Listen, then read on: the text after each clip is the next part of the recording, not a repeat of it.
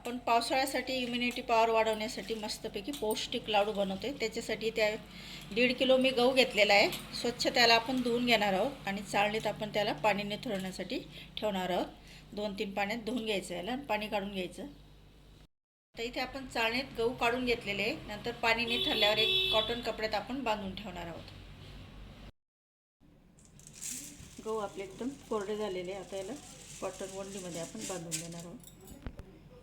ते हे आपल्याला आता रात्रभर बांधून ठेवायचं आहे। नंतर सकाळी आपण हवेत वाळवायला टाकूया।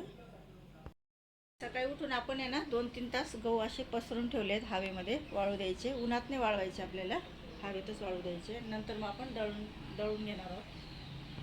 150 ग्रॅम इथे आपण अक्रोड घेतलेले, 250 ग्रॅम इथे आपण बदाम घेतलेले, 250 ग्रॅम इथे आपण काजू घेतलेले। त्यांना सगळ्यांना आपण मिक्सरमध्ये वाटून घेऊया आणि खारीक खोबरं पण।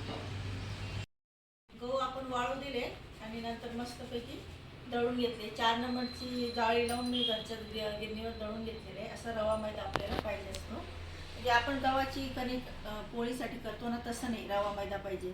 तर ते आता चाळून घेतो आपण लाडू करायच्या आधी। हा कोंडा निघतो, तो काढून घ्यायचा आहे आपल्याला चाळून। नंतर मग आपण हे कणिक भाजून घेऊया तुपामध्ये। तर इथे आपण कणिक चाळून घेतलेली आहे। इथे आपण अक्रोड बारीक करून घेतलेला आहे, काजू बारीक करून घेतले, बदाम आणि खारीक पावडर ही रेडीमेड आणली ती, आणि खोबरं हे मिक्सरमध्येच करून घेतलेलं आहे, आणि पिठी साखर ही दळून घेतली घरीच। तर 1.5 किलो गहूसाठी इथे आपण 1.5 किलो साखर घेतलेली आहे आणि ती दळून घेतलेली। इथे खसखस घेतलेली आहे आपण। नंतर विलायची, जायफळ हे दळून घेतले, साखरमध्ये अशी दळली जात नाही। आणि हे घरचंच तूप आहे, माझं साजूक तूप आहे। तर 1.5-2 किलो तूप लागेल, 1.5 किलो तरी लागेल। तर बघू आता याच्यातलं उरतं का, हे एवढं तर पुरून जाईल आपल्याला।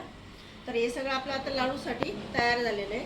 तर आता आपण सगळ्यात आधी ड्रायफ्रूट्स भाजून घेऊया। आता इथे आपण सगळ्यात आधी काजू टाकलेले आहेत कढईमध्ये। याला तूप वगैरे टाकायची गरज नाही, फक्त खालीवर झटका देऊन घ्यायचं, त्याला भाजून घ्यायचं आहे, कारण पावसाळ्यात कसं नरम झालेलं असतात ना। आता काजू काढून घेऊया।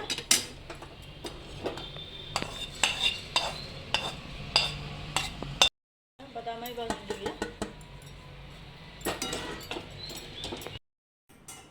तर इथे आपण मखाना पण घेतलेला आहे, ओव्हनमध्ये गरम करून घेतलेला आहे बघा। असं छान कुरकुरीत मस्तपैकी आवाज येतो त्याचा, म्हणजे फुटतो तो छान। आणि मखाण्याचा फायदा काय होतो ना, कॅल्शियम वाढतं आपल्या या हातपाय जॉईंट पेन जे होतात ना, त्याच्यामुळे ना आपल्याला त्रास होतो। तर मखाना लाडूमध्ये टाकला किंवा असे सेवन केलं तर ते फायदेशीर आहे। तो पण घेतलेला आहे, तोही आपण तळून घेणार आहोत। आता बदाम काढून घेऊया।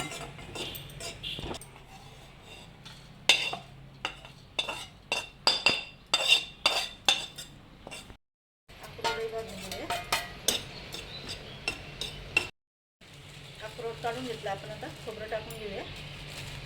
खोबरं किसत बसण्यापेक्षा काप करून घ्यायची त्याचे, आणि मस्तपैकी मिक्सरमध्ये वाटून घ्यायचे। खोबरं आपलं छान भाजलं गेलं, आता काढून घेऊया।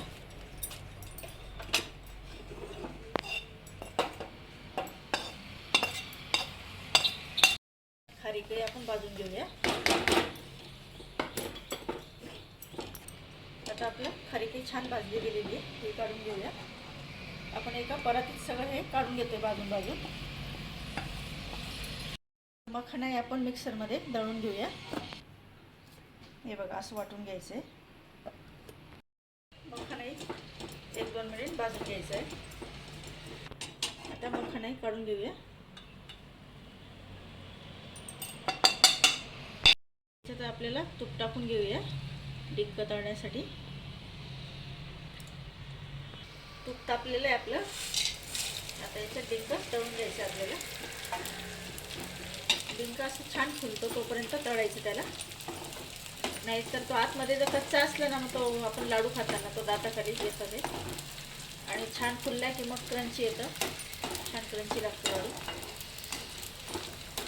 डिंक आपलं तळला गेला, आपण काढून घेतलेला आहे। आता आपण कणिक भाजून घेऊया।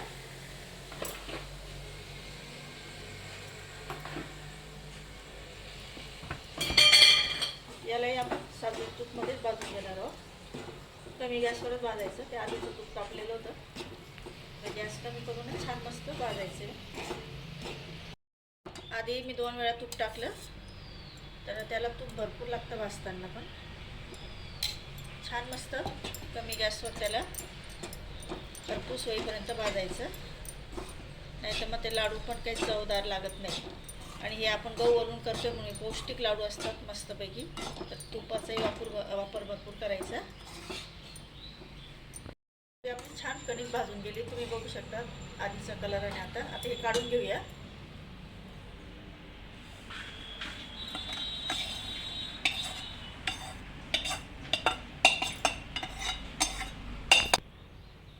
आता आपण तूप टाकून घेतलेलं आहे.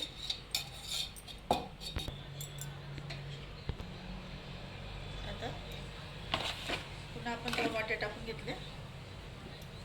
तर असं मस्त सगळं आपण तुपात छान भाजून घेऊया.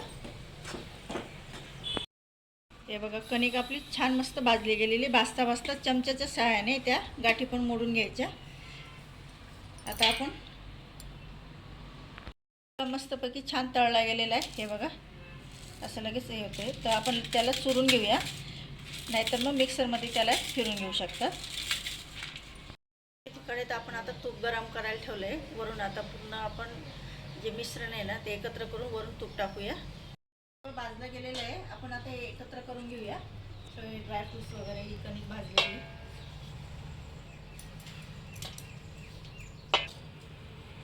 सगळं आपण एकत्र करून घेऊया मोठ्या भांड्यात.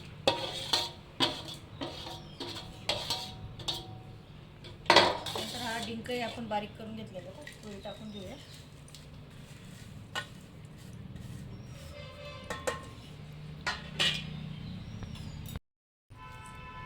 आता हे आपण खसखस दळून घेतलेली मिक्सरमध्ये ते टाकूया. आणि इलायची, जायफळ, पुढे हे पण टाकून घेऊया. त्याच्यामुळे टेस्ट खूप छान येते लाडूला. आता इथे आपण साखर दळून घेतलेली, पिठी साखर, ते टाकून घेऊया.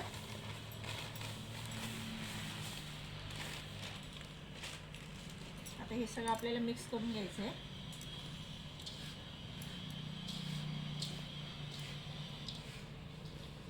आता मिक्स झालेलं आहे. त्याच्यात आपण हे तूप गरम केले टाकून घेऊया. जर गरज वाटली तर अजून टाकू आपण.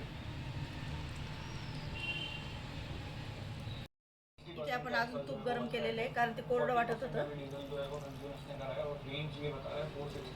कारण तूप भरपूर लागतं या लाडूला. आता आपण भाजून बघूया. आता आपण तिसऱ्यांदा परत तूप गरम करून आणलं, कारण मला लाडू बांधायला थोडं म्हणजे मोकळं वाटत होतं ते.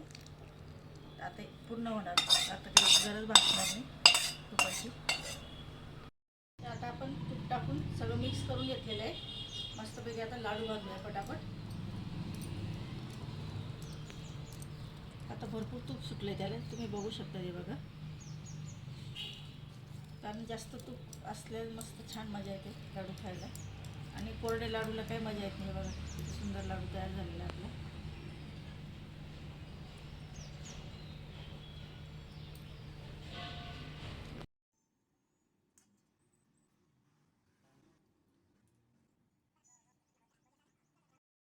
तर माझ्या ताईंनो आणि मैत्रिणींनो आपल्याला 1.5 किलो गव्हाचे एवढे लाडू तयार झालेले.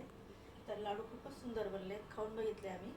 तर पावसाळ्यात बघा आपल्याला खूप त्रास होत असतो, सर्दी, खोकला, ताप वगैरे असं काही ते आपल्याला त्रास होत असतो. तर इम्युनिटी बूस्टर येते लाडू मस्तपैकी. तुम्ही बनवून बघा तुमच्या कुटुंबातल्या सदस्यांसाठी. तर बघू शकता लाडू आपले किती सुंदर झालेले आहेत. तुम्हाला दाखवते मी. हे बघा, छान मस्त लाडू तयार झालेले. अगदी तूपही भरपूर टाकलेले आहे आपण, ड्रायफ्रूट्स वगैरे सगळं. तर टेस्टी पण खूप झालेले आहेत मस्तपैकी.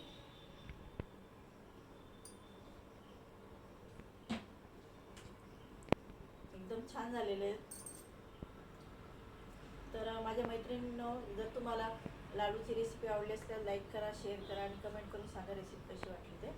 आणि शेजारीच बेल आयकॉनला प्रेस करा, म्हणजे माझ्या येणाऱ्या रेसिपी तुमच्यापर्यंत पोहोचतील. तर भेटू आपण अशाच नवीन रेसिपीमध्ये. Thank you for watching my video.